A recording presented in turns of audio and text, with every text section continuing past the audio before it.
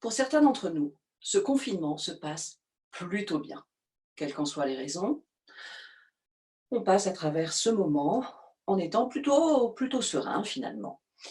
Et puis, nous pouvons nous trouver face à des personnes qui nous sont chères, qui nous sont vraiment très proches, et ces personnes-là ne vivent pas du tout pareil, qu'elles habitent avec nous ou qu'on voit qu'on communique avec elles par internet. On voit à quel point c'est difficile et on aimerait bien pouvoir aider, mais on ne sait pas vraiment comment. On ne peut rien faire matériellement vraiment, techniquement, mais vous connaissez ma recette magique. On peut toujours tapoter un petit peu et voir où ça nous mène. Alors sur le point de karaté, on part là-dessus. Même si j'aimerais tellement aider cette personne et que je ne sais vraiment pas quoi faire, mieux je me sens et plus je suis disponible pour être à son écoute. C'est déjà ça. Même si je voudrais tellement aider cette personne à vivre ce confinement différemment. Et je ne peux rien faire vraiment. Je peux être là, à l'écoute de moi-même, et donc à son écoute, comme je peux.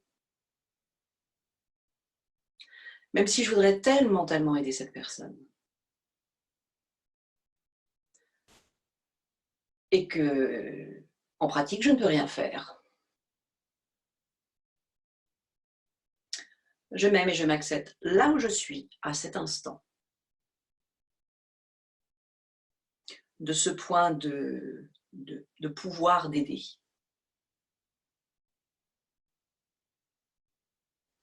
J'ai de la tête.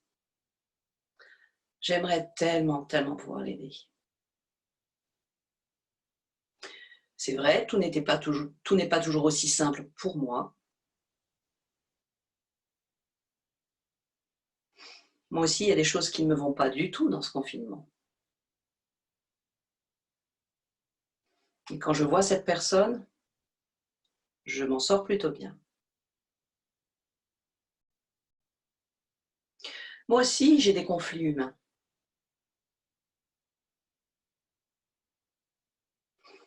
Mais avec ce que j'ai appris de la vie, peut-être que je les gère différemment.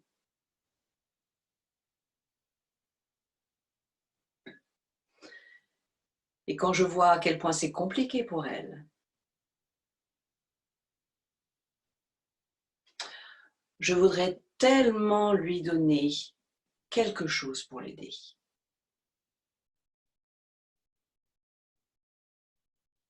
Moi aussi, j'ai des peurs et des incertitudes.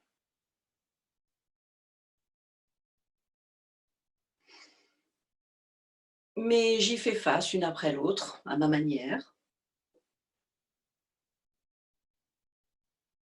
Et quand je vois que cette personne n'arrive pas à y faire face, je voudrais pouvoir faire quelque chose.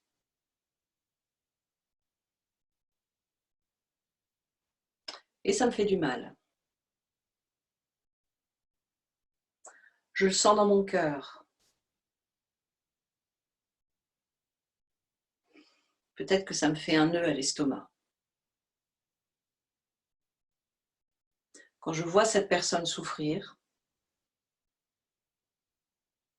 se débattre avec ses démons,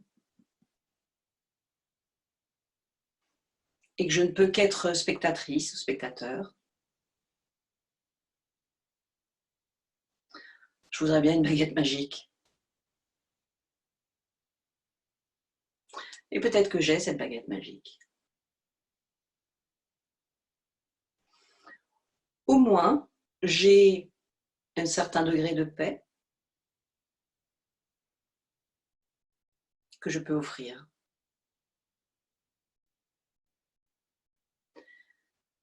J'ai une disponibilité dans mon cœur avec laquelle je peux écouter.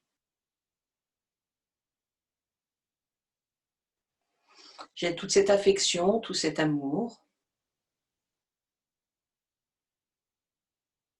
qui me permettent d'être juste là.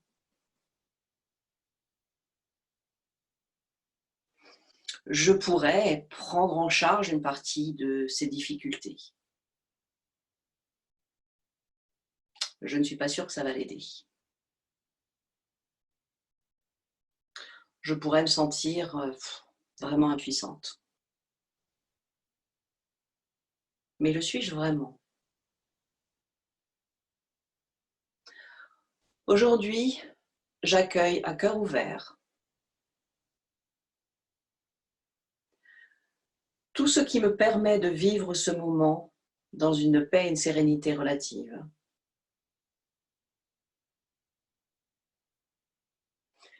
Et je laisse déborder cette paix et cette sérénité relative. Déborder encore. Déborder encore plus. Et peut-être aller vers cette personne. Ou vers le monde. Aujourd'hui, j'offre ma paix. Du mieux que je peux. Merci.